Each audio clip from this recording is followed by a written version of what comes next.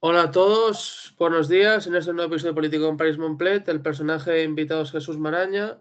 Es un periodista español con una amplia trayectoria en medios de comunicación. Ha trabajado en medios de comunicación como, bueno, en diarios como el Diario 16 y El Mundo, y fue director de la edición impresa de Público hasta su cierre en el año 2012. Y ese mismo año cofundó el diario Infolibre, es un medio digital de información independiente que apuesta por el periodismo sin dependencia de grandes empresas ni publicidad institucional, financiándose únicamente a través de las suscripciones de sus socios. Además de su labor como director editorial de Infolibre, Jesús es un habitual tertuliano en diversos medios de comunicación y ha participado en programas como Al Rojo Vivo y La Sexta Noche, así como los desayunos de Televisión Española y 59 segundos en Televisión Española. Aunque su presencia varía con el tiempo, es un firme defensor de un periodismo crítico, riguroso y libre de influencias políticas y económicas. Pues bien, tras esta breve presentación, pasamos con las preguntas. La primera pregunta sería, ¿eres un periodista independiente con alma de activista y comprometido con un periodismo en serio que haga que los ciudadanos estén informados de la mejor manera posible? Creo que haces un muy buen trabajo personalmente. ¿Se cumplen tus objetivos cuando empezaste este camino? Bueno, en primer lugar, hola a todas y a todos los que siguen este blog de París y gracias por la invitación. ¿Se cumplen todos los objetivos? Yo creo que nunca se cumplen al 100% todos los objetivos, ¿no? Es muy difícil. Pero bueno, yo lo que me propuse hace ya mucho tiempo es intentar ejercer un periodismo en el que yo concibo una serie de rasgos y eso me ha llevado a cambiar a veces de empresa, a sumarme a un proyecto que me parecía atractivo o a fundar, como es esta última etapa, que es la más larga profesionalmente de mi vida. Vamos a cumplir 12 años, que es el objetivo, que es el de Infolibre, de actuar con un periodismo efectivamente independiente de partidos, de instituciones, de grandes empresas, y con el afán de depender fundamentalmente de los lectores, de los suscriptores. Creo que esa dependencia es la más sana, la más higiénica y la que te permite ejercer lo que yo sigo considerando un oficio, el oficio del periodismo, con una serie de compromisos. Nunca he creído en la equidistancia, en esa falsa neutralidad que se enseña en las facultades de periodismo y que nadie tiene después. De manera que creo mucho más en un periodismo honesto, decente, transparente, de manera que uno ejerza y defienda unos principios ideológicos, de compromiso con derechos humanos y con una serie de bases de la democracia, y luego se comprometa, por supuesto, a separar los hechos de las opiniones, a distinguir lo que son datos objetivos o lo más veraces posible y lo que son opiniones o interpretaciones. Eso creo que sí se cumple en Infolibre y además se cumple otra cosa que a mí me parece fundamental. Cuando cometemos un error, lo reconocemos y lo rectificamos. Vale, o sea, ¿tú dirías que la neutralidad periodística total existe o es solamente un invento idílico de las facultades, como tú has dicho? No, yo creo que la neutralidad absoluta no existe. Pero además creo que es absurdo pretender que exista.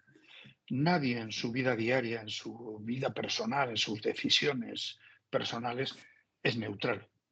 Es decir, todo el mundo al final tiene una visión de las cosas que ocurren, un compromiso mayor con unas causas que con otras, etcétera, etcétera. Yo tengo un compromiso con mi obligación de veracidad, es decir, de que lo que cuente se acerque lo más posible a la realidad. Eso es lo que yo creo que además tenemos que defender los periodistas. Esa cosa que pasa muy inadvertida, pero que está incluso en la Constitución que tantos abrazan y reivindican. La Constitución lo que defiende y lo que asienta es el derecho a la información veraz de los ciudadanos. Ujú. Entonces hay mucha gente que critica en ese sentido y cada vez que se habla, por ejemplo, de regular determinadas cosas para que no se atropelle ese derecho a la información, entonces sale una tromba a decir, cuidado con la libertad de expresión. La mejor ley es la que no existe. Mentira. Eso encierra una trampa permanentemente que además conecta con intereses políticos o económicos, empresariales o incluso globales, ¿no? Y yo ahí me resisto y digo, no, nadie pretende limitar la libertad de expresión. Todo el mundo puede decir y escribir lo que le dé la gana. Eso sí, yo quiero que quien pase por ser periodista o un medio de información cumpla las mismas reglas que yo estoy obligado a cumplir. Yo soy responsable de lo que se publica en Infolibre, a todos los efectos, incluso judiciales. No puede ser que los propietarios de las grandes plataformas, por ejemplo, o influencers de todo tipo, pretendan ser impunes. Es decir, que todo el contenido que van dispersando, bueno, pues se puedan soltar bulos, calumnias, injurias, etcétera, y no haya ninguna responsabilidad. Yo a eso me niego. Claro que hay que regular. Además de autorregularnos, hay que regular, porque si no, además, uno está condenado a competir siempre con una mano atada a la espalda, no en igualdad de condiciones. Esas son las trampas que se suelen hacer cuando se habla del famoso libre mercado. Hay quien defiende permanentemente el libre mercado, que nadie lo toque, pero claro, cuando el mercado lo dominan determinados oligopolios, ¿se está cumpliendo la libertad de mercado? ¿O algo tiene que hacer el Estado para regular y que de verdad haya una competencia libre? Bueno, pues esto es lo mismo en lo que se refiere a la información. Vale, de acuerdo, pues pasamos a la siguiente pregunta. Es una pregunta así un poco personal. ¿Desconectas al llegar a casa o es difícil? Es muy difícil, es muy difícil. Y además, desde que cuando había papel o cuando yo trabajaba en semanarios, ¿no? Pues Sí, tenías una periodicidad determinada y había algún momento en que decías, bueno, esto ya está en imprenta, va al kiosco y bueno, hay que pensar en el siguiente número, pero no estás conectado en el minuto a minuto. Lo digital te mantiene, digamos, obligado a estar de alguna manera conectado. Yo procuro hacer espacios, yo duermo fatal, te digo, por dar ujú, un factor personal desde hace muchos años, entonces procuro aprovechar esos tiempos a la hora que sea para leer cosas que me desconecten del minuto a minuto. De hecho, una de las cosas que más me preocupan de todo lo que nos está pasando en todos los sentidos y en todos los sectores, es la velocidad a la que vivimos. La velocidad con la que ocurren o transmitimos las cosas hacen muy difícil gestionarlas, incluso analizarlas. Y a mí me parece que hace falta algún reposo, echarle alguna pensada a las cosas antes de hablar o escribir, ¿no? Eso me preocupa mucho. Entonces desconecto pues menos de lo que debería, pero procuro, en todo caso, tener algunos espacios para evadirme de alguna manera. vale, de acuerdo. Pues pasamos a la siguiente pregunta. Como hemos comentado en la presentación, eres un tertuliano bastante habitual en las televisiones en España y bueno, vamos a hablar un poquito de estas tertulias, donde se encuentran ideologías distintas y es ahí donde cada uno da su opinión, ¿no?, sobre los temas que se están debatiendo y yo te quiero preguntar, entre interrupciones de los tertulianos y el poco tiempo para debatir y argumentar, no, creo que es en ocasiones frustrante no poder dejar claros tus argumentos en la tertulia, ¿verdad? Sí, yo reconozco que hay un nivel de frustración permanente en esos programas. Yo, en mi caso, yo creo que he ido mejorando en ese sentido, eligiendo espacios de debate donde sea posible lo más factible argumentar, que te escuchen y escuchar tú al otro, en lugar del ruido permanente, la interrupción permanente, etcétera, que ha habido fases o ha habido espacios donde eso se ha producido, ¿no? A medida, creo, que se iba espectacularizando el periodismo audiovisual, y esto ha ocurrido, se pretendía o enganchaba más a la audiencia el rifirrafe permanente que la argumentación reposada.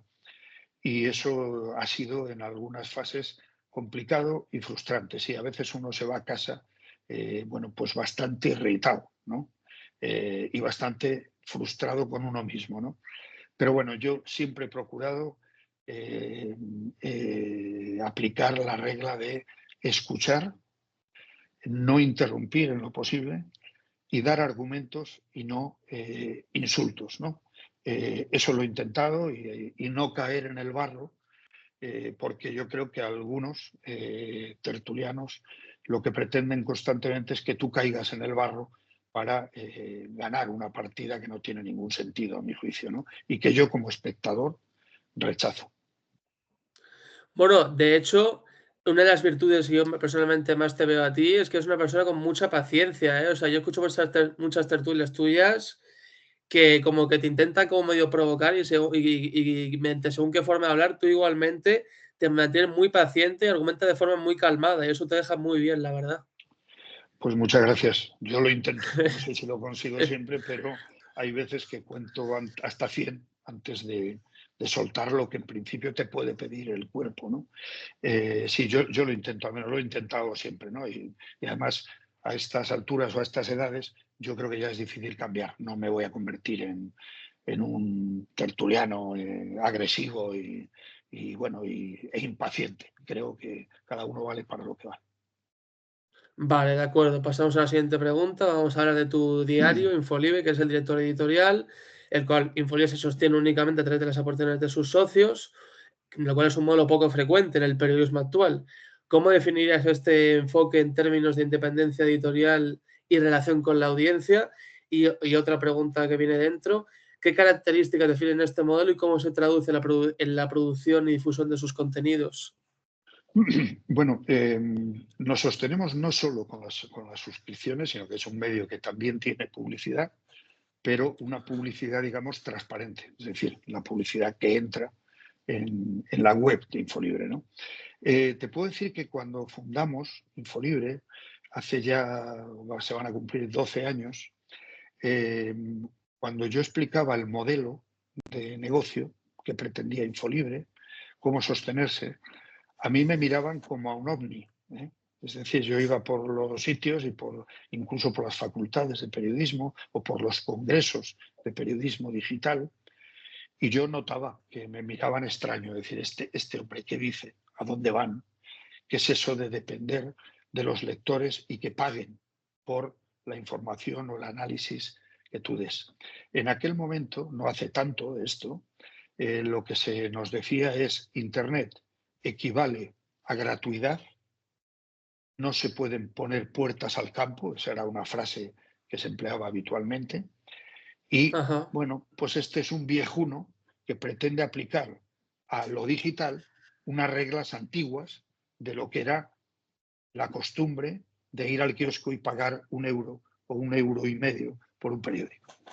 Nos miraban raro y nosotros decíamos, a ver, alguien tiene que pagar la sostenibilidad de un medio para que sea de verdad independiente y honesto y cumpla con la audiencia. Si no lo pagan los lectores, lo tendrá que pagar o un partido, o una empresa, o un banco, o una multinacional, alguien. La diferencia es que si tú tienes un modelo en el que los suscriptores pesan más que todo lo demás, eso te garantiza una independencia.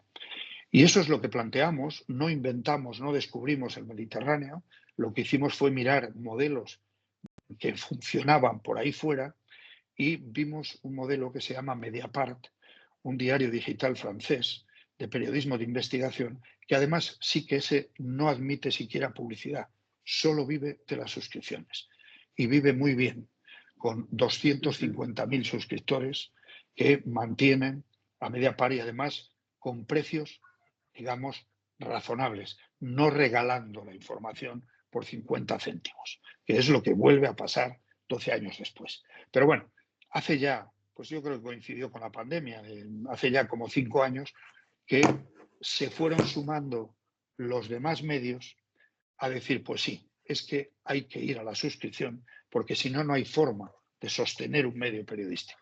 Ahí nos han ido acompañando y ya no somos tan extraterrestres, sino que es el modelo que todo el mundo sigue. Y yo espero que funcione, porque para un medio de verdad, para que un medio sea independiente o sea decente en el periodismo que hace, lo fundamental es que dependa de sus lectores. Ujú. Vale, de acuerdo. Cuidado, París, no quiero engañar a nadie. Eso no quiere decir que no tengas condicionantes. Es decir, eso sí, en lugar de depender tanto de lo que diga un banco, una empresa, una multinacional o un partido, dependes de tus lectores y tus lectores te están vigilando, tus suscriptores te vigilan permanentemente. Y ocurre Ujú, que en el mismo día incluso puede haber temas que publicas que haya lectores que dicen, oiga, esto favorece demasiado a tal partido, de ese arco ideológico que tú intentas cubrir. Y a la vez ujú. ese mismo tema, otros socios o suscriptores te pueden decir, eso favorece más a otro partido distinto. Y tienes esa presión permanente. Pero bueno, yo creo que es preferible depender de los lectores, incluso de algunos que pueden ser más bien sectarios, porque los hay, como hay periodistas sectarios, hay lectores sectarios que pretenden vivir en su burbuja, o les das la razón permanentemente o no lo aceptan. Pero yo creo que siempre es preferible depender de los lectores que depender de otros intereses políticos o económicos. Ajá, vale. Pasamos a la siguiente pregunta. ¿Qué diferencia el modelo llevado a cabo en el diario público, en la edición impresa del público, con el modelo de Infolibre? Bueno, yo creo que hay algunos rasgos que son comunes.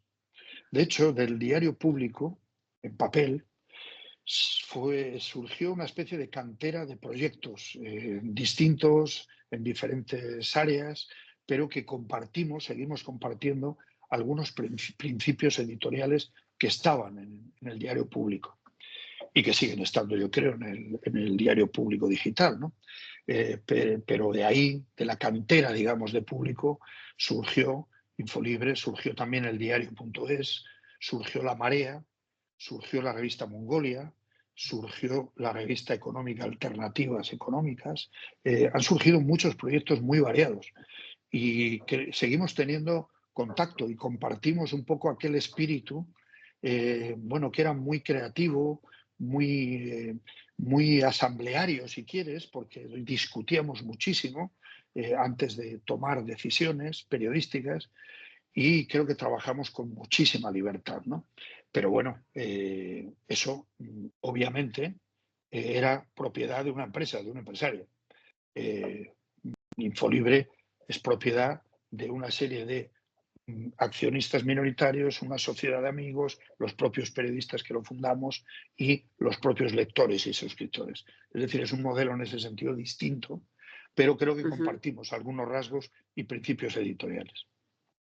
Vale, de acuerdo. Pues vamos a pasar al bloque de política nacional. Vamos a empezar con una pregunta bastante actual, ¿no? Según un sondeo reciente, Vox es el partido preferido de los jóvenes de mi rango de edad.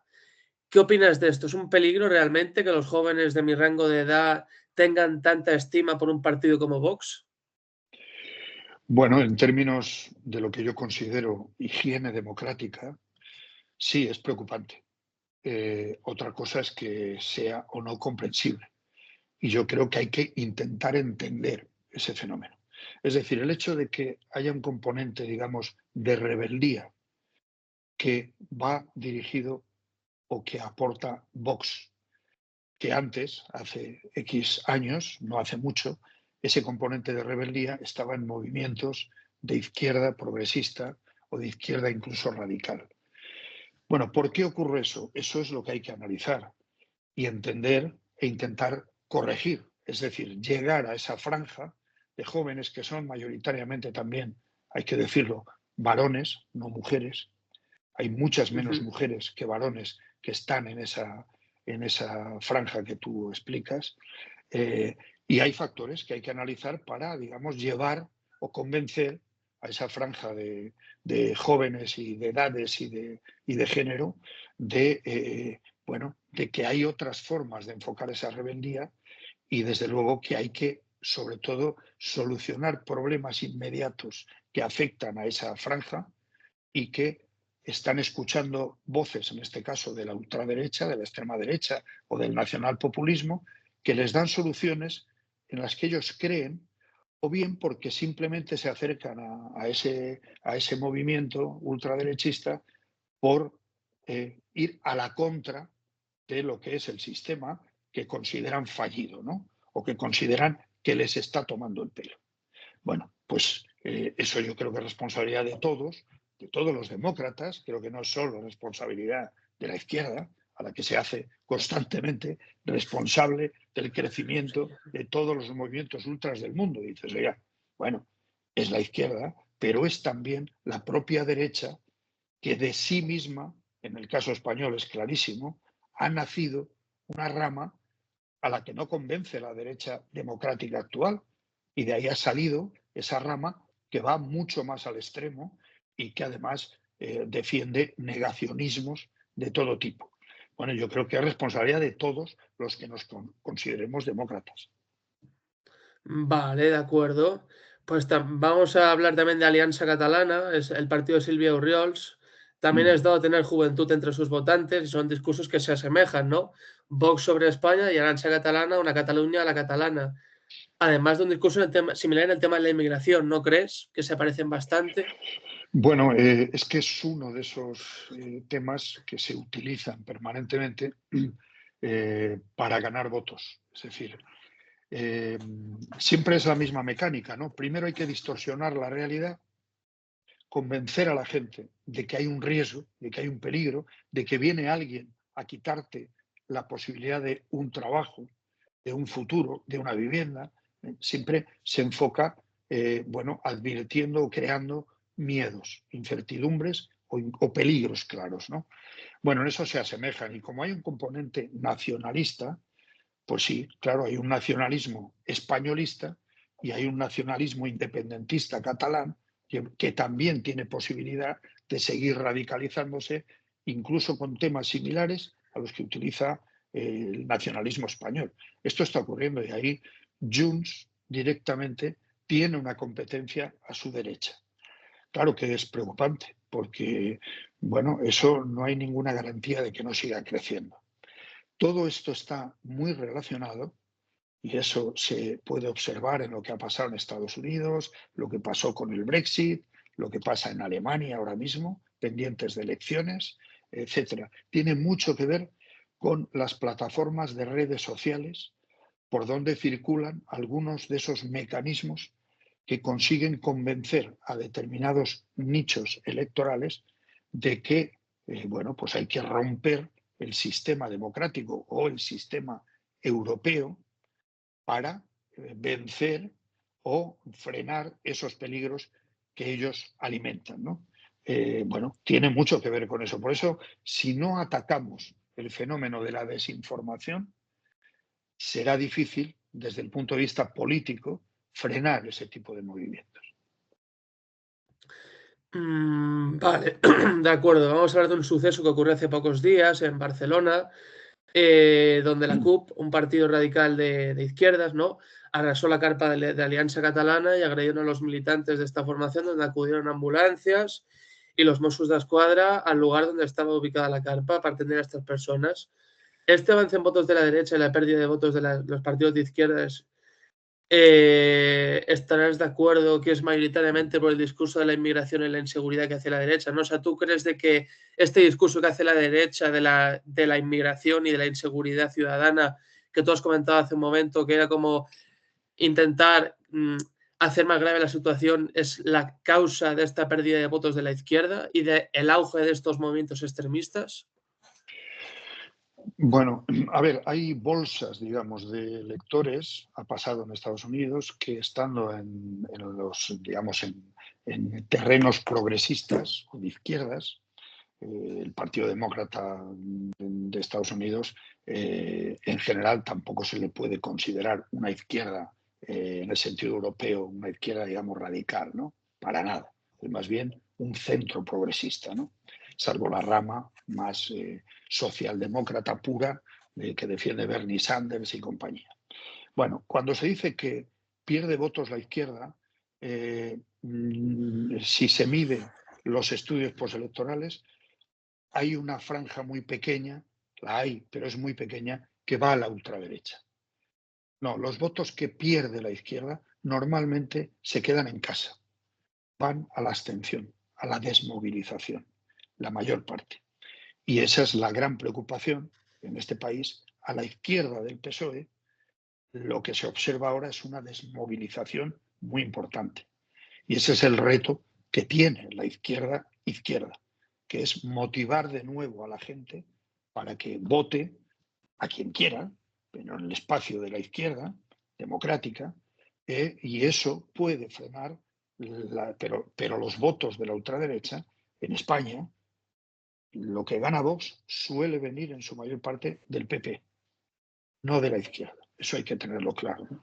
Y respecto al suceso que me dices de Barcelona, primero, no conozco en detalle los datos de cómo se origina, cómo se produce ese suceso violento, por lo que dices, pero yo de entrada ya te digo que cualquier solución, digamos, violenta, cualquier confrontación violenta con ese tipo de grupos, de independentistas, ultraderechistas, etcétera, no es el camino.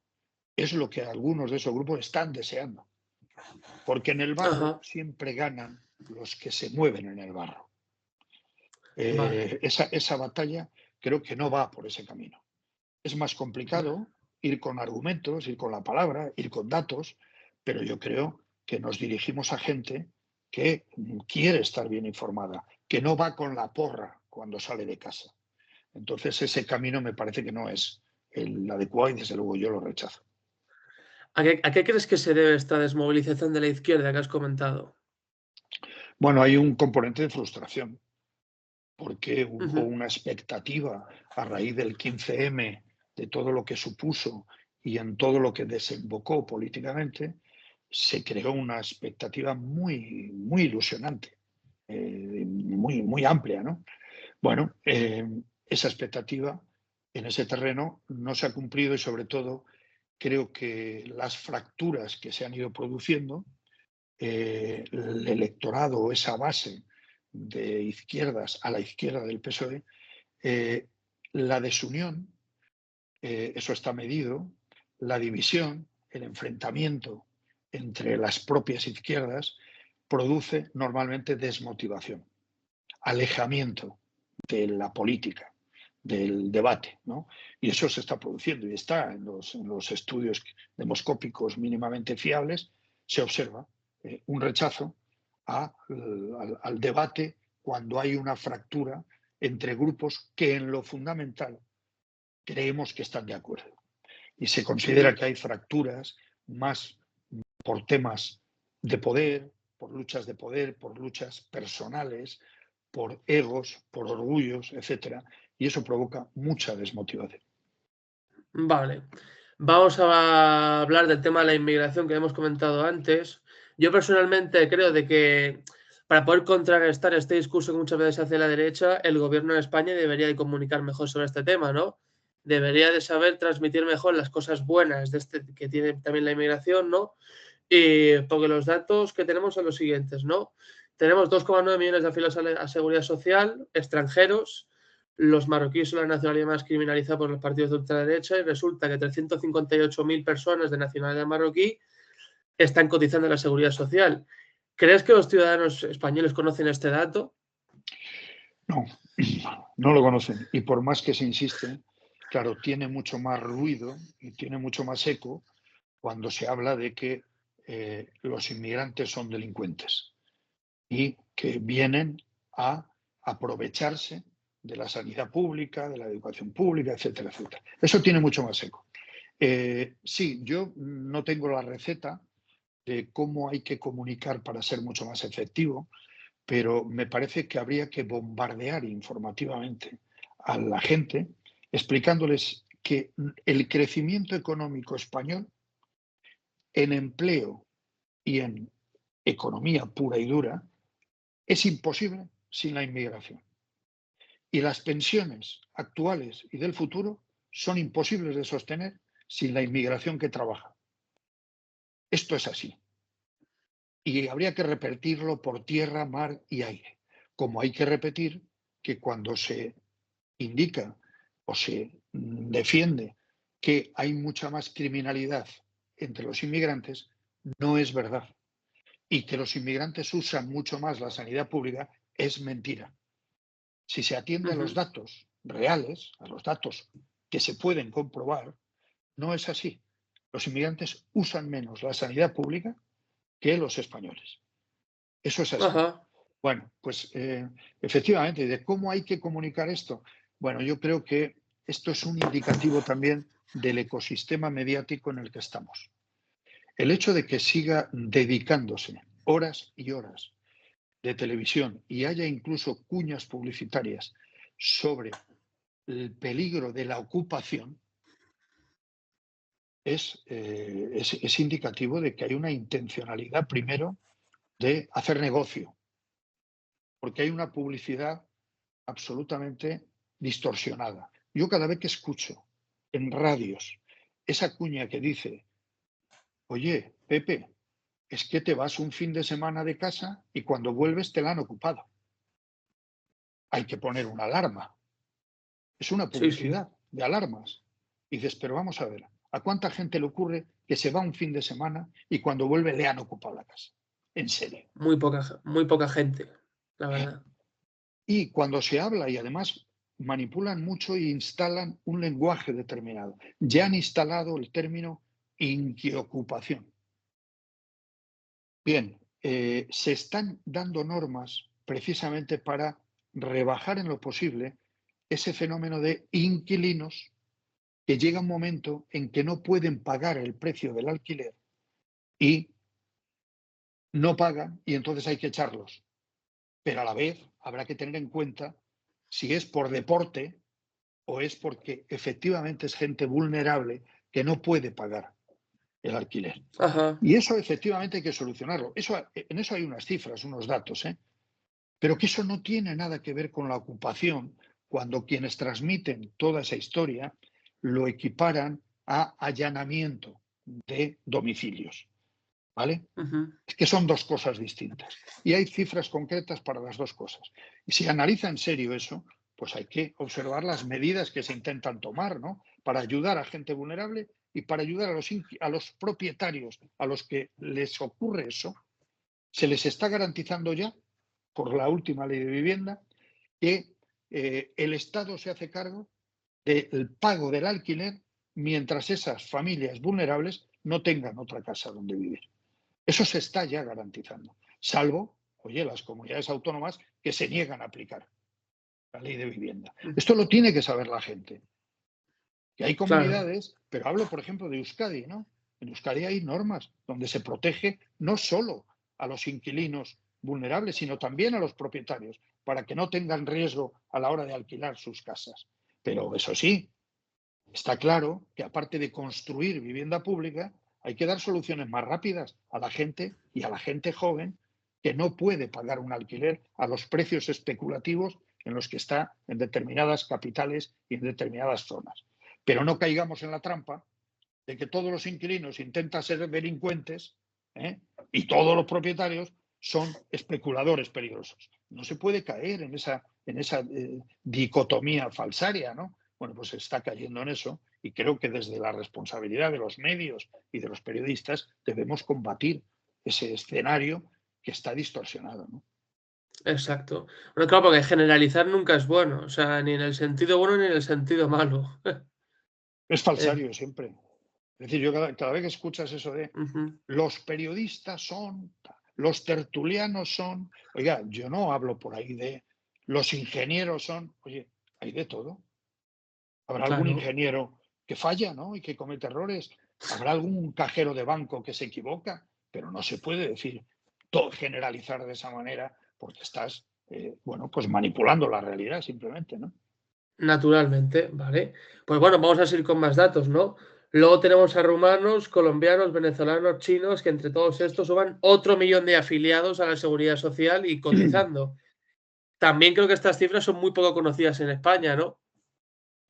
Bueno, a ver, es que hay un componente, no nos engañemos, Mm. en el que cuando se utiliza la inmigración por parte de esos movimientos ultraderechistas y bueno, y no tanto, porque hay un espacio político en este país que no termina de aclarar si es partidario de gestionar la inmigración y gestionarla bien, pero atraer y atender también desde el punto de vista de los derechos humanos a la inmigración, pero siempre están refiriéndose a la inmigración pobre, a la inmigración del sur, y además con un componente xenófobo, porque si además esa inmigración es de color o es islámica, musulmana, entonces ya se disparan completamente el racismo, ¿no? Las distorsiones del análisis de todo eso. La inmigración rica no tiene ningún problema. Pero no digo rica en términos de que sean, quiero decir, millonarios y demás. No, hay un componente, digamos, étnico. Y eso hay un ejemplo clarísimo. No ha habido ningún debate, ni ningún problema, ni ningún rechazo al atender a 100 y pico mil ucranianos que han venido a España desde que estalló la guerra. Y están por todo el Claro. país. No hay ningún problema. ¿Alguien ha dicho que los ucranianos que vienen a España vienen a delinquir y a violar, como se está diciendo, de otros? No. ¿No? Pero claro, es que hay un componente claramente, a mi juicio, xenófobo y étnico. ¿Hay algún problema para asumir las decenas de miles de inmigrantes venezolanos que hemos acogido en España? No. No hay ningún problema. Pero, es decir, hay datos. La mayor parte de la inmigración ilegal también que hay en España llega por avión. No llegan pateras. Pero todos los focos, también en lo informativo, se ponen en las pateras, como si hubiera una especie de invasión desde el sur. Bueno, yo creo que evidentemente ese debate está distorsionado y tenemos, insisto, Exacto. mucha responsabilidad todos los que comunicamos en intentar, transmitir lo que es la realidad y que se tenga en cuenta cómo es la realidad. Exactamente. Vale. Pues vamos con más datos, ¿no? Lo que se sabe es que en España hay 58.000 reclusos en las cárceles, 18.000 extranjeros más o menos, creo, donde la comunidad con más extranjeros más extranjeros que nacionales es Cataluña.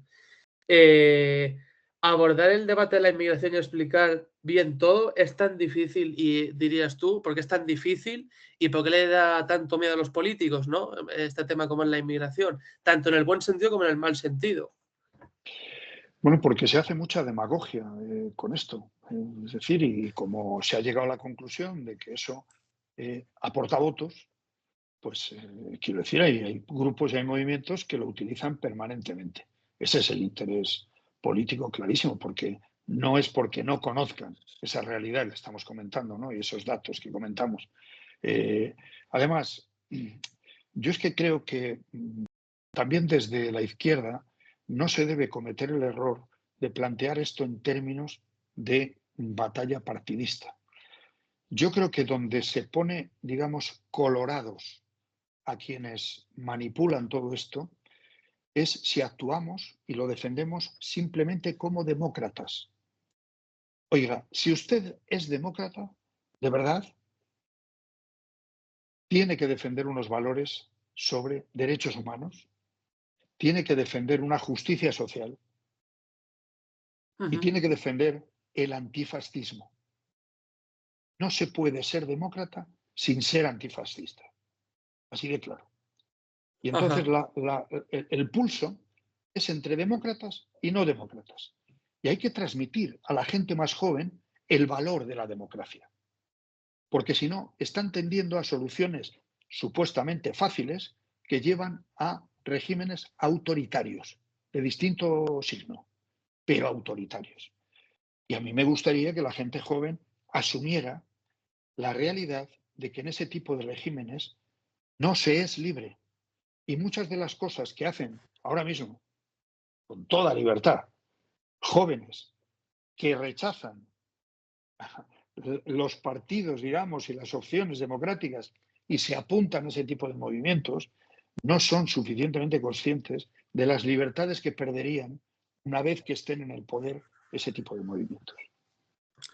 Vale, sí, porque yo hace poco he visto una encuesta de que, bueno, es muy preocupante el número de nostálgicos de Franco que tenemos también en mi grupo de edad. O sea, gente, bueno, yo lo comenté en una entrevista que tuve la semana pasada, ¿cómo es posible, no, que, bueno, gente de mi edad, 18 a 24 años, esté con tanta nostalgia y tanto como que prefieran un régimen como fue el franquista a un gobierno democrático como el que tenemos ahora mismo en España, aunque sea de izquierdas?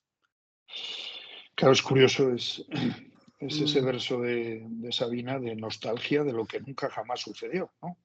Porque los jóvenes no pueden sentir nostalgia de algo que no han vivido. Si lo hubieran vivido y si se hubiera estudiado suficientemente en qué consistía el franquismo, se harían menos bromas con levantar el brazo o cantar el cara al sol. ujú. Porque levantar el brazo o cantar el cara al sol son símbolos de un régimen que asesinaba a quienes no pensaban como los franquistas, que no permitían a las mujeres ni viajar siquiera sin permiso del marido, que Ajá, permitían la violencia de todo tipo siempre que fuera desde el régimen y contra lo que se consideraba peligros del régimen. Y los peligros para el régimen eran todo tipo de demócratas, no solo los comunistas o los judíos o los masones.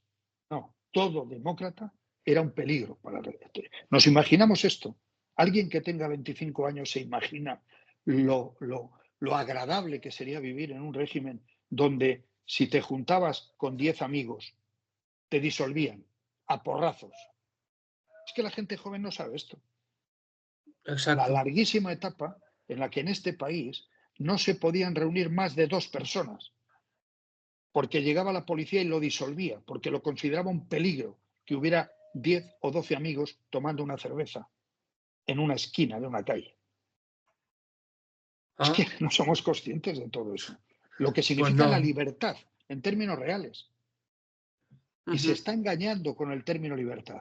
Mira, yo creo que hay un libro reciente de un historiador, Timothy Snyder, que se llama Sobre la libertad, y hace una distinción entre lo que es la libertad negativa, que es la que defienden todos estos grupos ultraderechistas o que pasan por ser simplemente derecha, como es el caso de Ayuso en Madrid, ¿eh?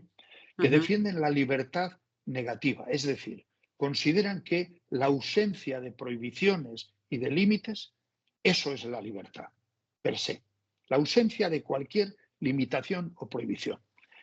Y Timothy Snyder argumenta, no, lo que de verdaderamente hay que defender e impulsar es la libertad positiva, es decir, que para que de verdad haya libertad, tiene que haber también límites y regulaciones. Es decir, que, por ejemplo, esto que estamos hablando de la información, por ejemplo, regulen la responsabilidad en que una plataforma, una red social, por donde circulan calumnias, bulos, etcétera, el propietario sea responsable de lo que circula por ahí.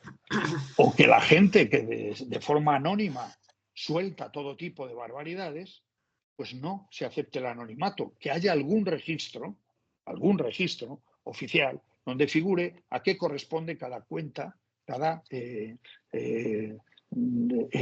perfil de una red social, ¿no? Por Ujú. ejemplo.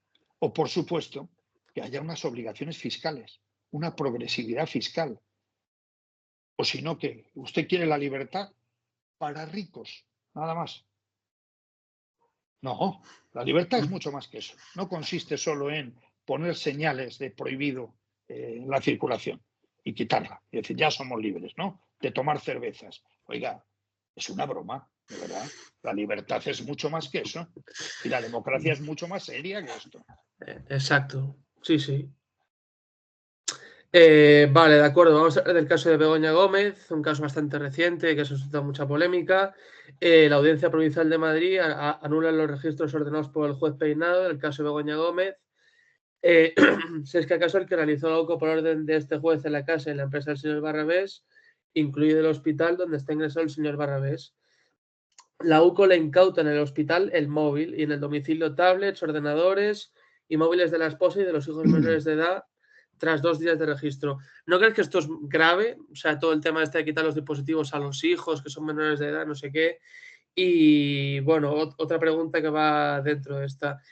¿No crees que no todo vale en busca de la verdad y que muchas veces se sobrepasan contra, bueno, en este caso contra gente involucrada en casos que afectan al gobierno? A ver, estamos asistiendo a causas judiciales, casi todas abiertas a instancias de grupos también ultraderechistas, ultracatólicos, etcétera, y a veces basados claramente en informaciones falsas, ¿no? En datos falsos. Y estamos asistiendo a decisiones de algunos jueces que son mucho más que discutibles. Algunos ya les han enmendado la plana, es verdad, las instancias superiores, como le ha ocurrido al juez Peinado, que es el que lleva el caso de Begoña Gómez. Ya ha habido varias decisiones suyas que desde la instancia superior, la audiencia provincial, han dicho, oiga, esto no se puede hacer. Es decir, esto es absolutamente desproporcionado. Esto ha ocurrido en ese caso, ha ocurrido en el caso contra el fiscal general del Estado, ha ocurrido en el caso del hermano del presidente, que empezó con dos mimbres. Uno, el más grave, era la acusación de que se había enriquecido en el puesto que le había regalado la Diputación de Cáceres o de Badajoz, y Ujú. eso se cayó porque directamente se comprobó que el dato que se daba de enriquecimiento era falso. Se decía que tenía en una cuenta de un banco 1,000,000 y pico de euros. Y ya el propio banco tuvo que decir, oiga, no, esa cuenta no es real, es un invento. Y la realidad de esa cifra es, creo que eran 50 y tantos mil euros. Se cae ese mimbre y entonces se queda todo en si se ha inventado la plaza para dársela a este señor. Bueno, me parece muy bien que se investigue. Dudo mucho que eso tenga algún carácter penal.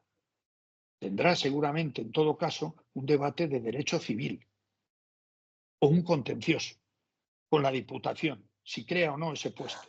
Eso es lo que hay que debatir. Pero no, se ha criminalizado a un señor con datos falsos. Esto es lo que se sabe hasta ahora. En el caso de Begoña Gómez, el juez lleva interrogados a 20 y tantas personas, a algunas, no solo a Begoña Gómez, a otras 3 les ha cambiado la situación de testigos a imputados, no solo al señor Barrabés, sino al rector de la Universidad Complutense, Ujú. por ejemplo, o a un exconsejero de Madrid, el señor Güemes, que en un interrogatorio que hemos escuchado todos los audios, como contradijo la tesis que defiende el juez, que ya es un problema, que un juez tenga una tesis previa sobre el caso que está instruyendo y como un testigo lo discute, usted pasa a ser imputado. Hemos visto decisiones en estas causas que son más que preocupantes y que claro que hay que criticar y denunciar. Y finalmente yo espero que las instancias superiores, que llegarán, en algún caso pueden llegar hasta tribunales europeos, y el problema son los tiempos, pues creo que veremos cómo se han instruido causas que no tienen ningún sentido o que desde luego no tienen la proporción que se les ha dado.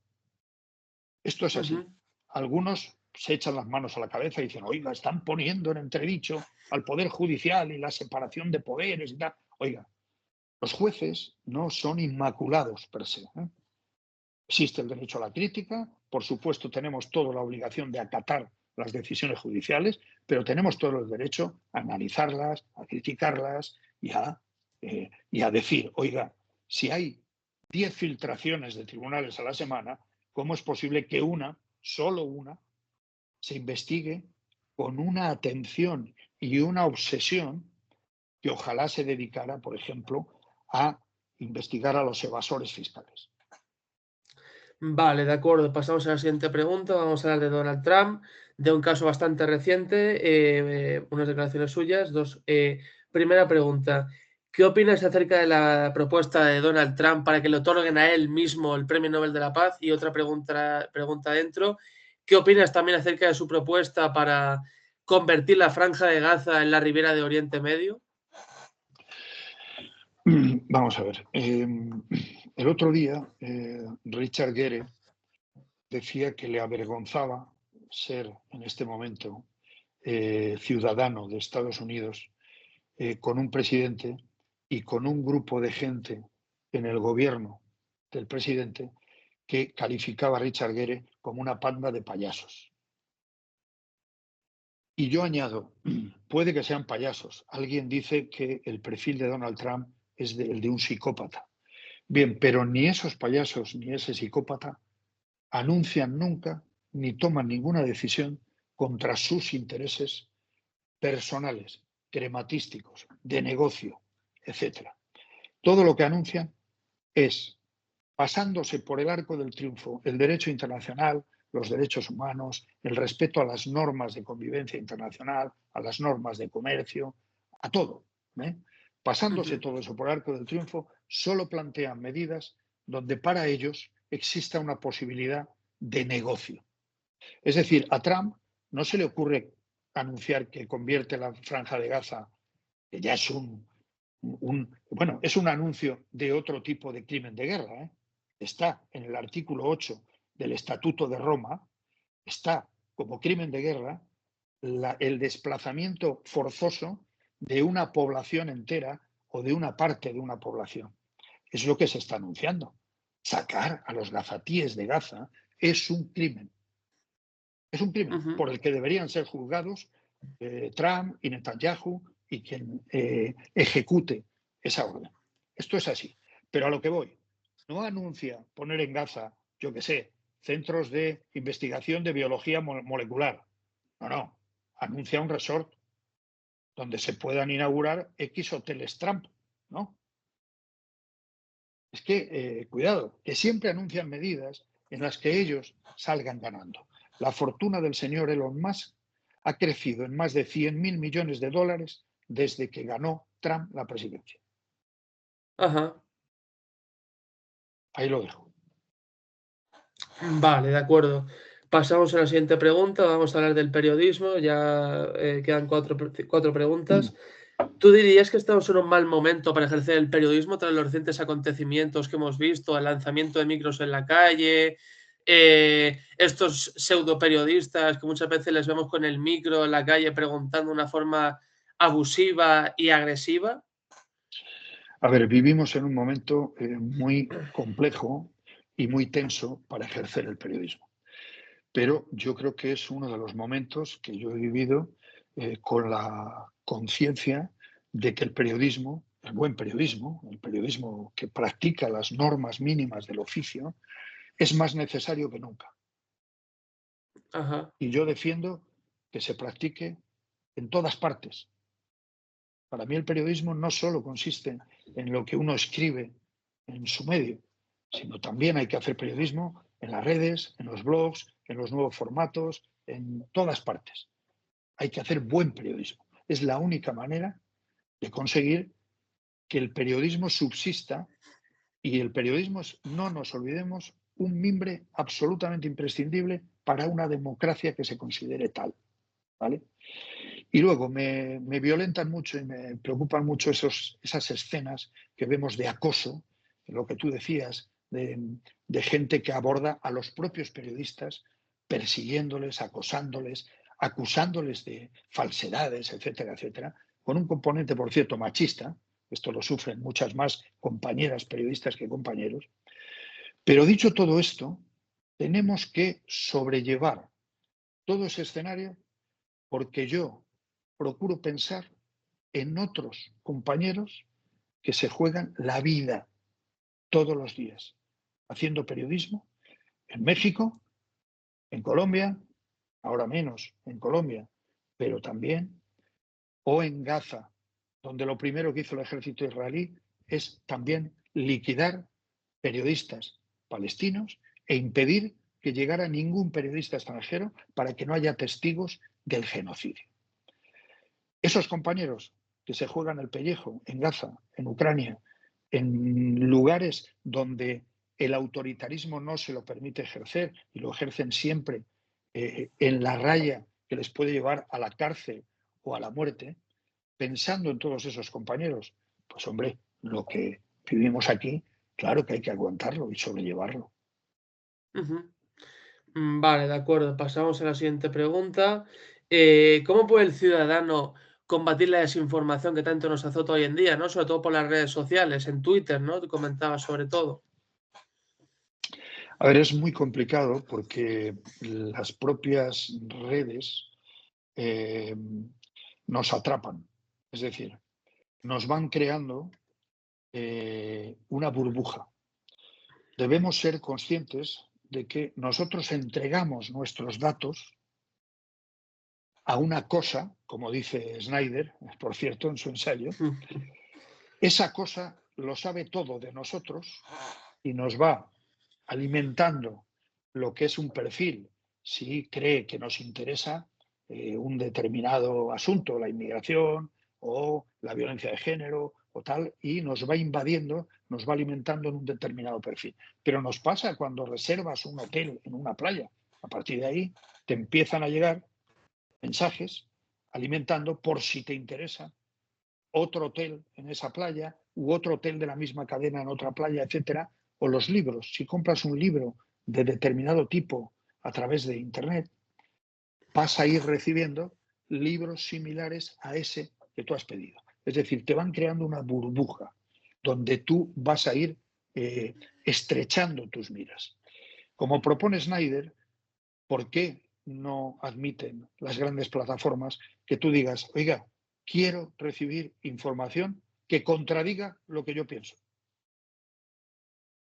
¿No? Se puede hacer y se debería No. poder hacer, ¿no?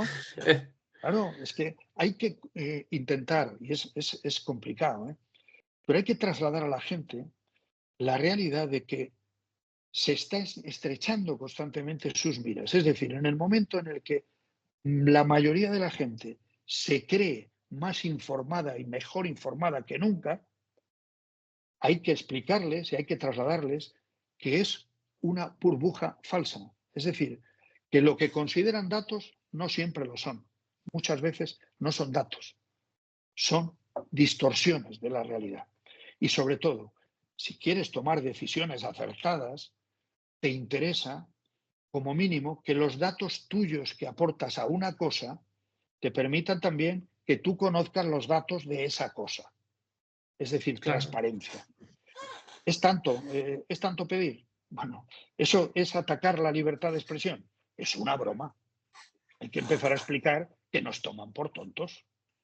Y además Claro. se están haciendo un negocio permanente con nuestros datos, además de distorsionar lo que pensamos. Bueno, trasladar esto es complicado, pero yo creo que es una batalla que hay que dar constantemente, con ejemplos, que la gente asuma, entienda, etcétera. Vale, de acuerdo. Pues pasamos a la siguiente pregunta. Vamos a hablar del papel de los jóvenes en el periodismo, en un contexto donde el periodismo enfrenta desafíos como la desinformación y la precariedad laboral. ¿Qué papel crees que juegan los jóvenes en la renovación del futuro del oficio, ¿no? Del periodismo? Y otra pregunta dentro. ¿Cómo pueden los medios como Infolibre atraer y apoyar a las futuras generaciones de periodistas, como lo soy yo? Sí, es muy difícil hacerlo. Todos los medios, y eso se ve en los estudios que aparecen, ¿no?, cada cierto tiempo, tenemos un perfil de lectores, digamos, estables, y no te digo ya de suscriptores, eh, mayoritariamente maduros, por decirlo así, es decir, de edades altas. Tenemos una franja de lectores o suscriptores jóvenes mucho más pequeña que la de gente madura. Y hay dos retos, ¿no? Por un lado, que la gente joven asuma el valor de una información fiable, es decir, le dé valor a eso, como da valor, pues no sé, a ser suscriptor de Netflix o a ser suscriptor de una web de videojuegos y sí paga por ello. La primera batalla es convencerle de que para tener buena información eso tiene un mínimo coste. Y digo un mínimo coste porque es mínimo el coste. Es decir, que hoy se puede estar suscrito a 3 medios diferentes pagando al mes en total, pues no sé, 12 euros, 15 euros. Y puedes estar suscrito a 3 medios. Por lo tanto, eso de, hombre, cuando yo escucho el argumento, no, es que, claro, es que suscribirse, claro, bueno, ya, pero tú le das valor al buen periodismo. Y si no te gusta finalmente o te crees que te está fallando tu medio, cambia de medio. Es decir, Claro, suscríbete a otro, elige, ¿vale? La primera batalla es esa, que la gente joven asuma que eso tiene un precio, tiene un valor y conviene pagarlo si quieres estar bien informado, si no quieres vivir engañado y tomar decisiones basadas en falsedades. Esa es la primera batalla. Exacto. Y la segunda, obviamente, es conectar con los intereses, con los problemas, con las inquietudes, con los hobbies de esa gente más joven. Por eso es importante, yo creo que en todos los medios, en Infolibre lo procuramos, es ir rejuveneciendo cada vez más la propia redacción y, por supuesto, intentar que el perfil de lectores y suscriptores vaya rejuveneciéndose. Procuramos ir conectando con intereses de los más jóvenes. Otra cosa es que lo consigamos y lo consigamos en el corto plazo, porque esto es lento, ¿no? Vale, de acuerdo, pues pasamos ya con la última pregunta. Como persona con mucha experiencia dentro del campo del periodismo y como un muy buen periodista, como yo te considero, Muchas me gracias. gustaría, de nada, hombre, me gustaría que nos pudieras dar tanto a mí como a los que estamos ahora mismo estudiando para ser los que os sustituyamos, ¿no? La futura generación de periodistas, 10 claves de lo que tiene que ser un buen periodista y cómo tenemos que actuar los jóvenes que os vamos a relevar, ¿no? A los que estáis ahora en los medios de Bueno, comunicación. a ver, te reconozco que yo soy poco amigo de dar consejos, porque además la primera reacción de un buen periodista joven es precisamente tomarse con mucha prevención cualquier consejo de un periodista, digamos, viejuno, ¿vale? Es decir, consejos los justos. Bueno, me parece que en lugar de consejos lo que puedo dejar claro es lo que me parecen bases imprescindibles para hacer lo más importante que puede hacer un periodista, que es ser honesto y transmitir credibilidad. Porque si el periodismo ha perdido crédito es porque algunas cosas hemos hecho mal. Hemos estado demasiado en los púlpitos, ¿no? Precisamente predicando, dando sermones y dando muchos consejos o con mucha seguridad decirle a la gente lo que es, lo que no es o lo que tiene que hacer.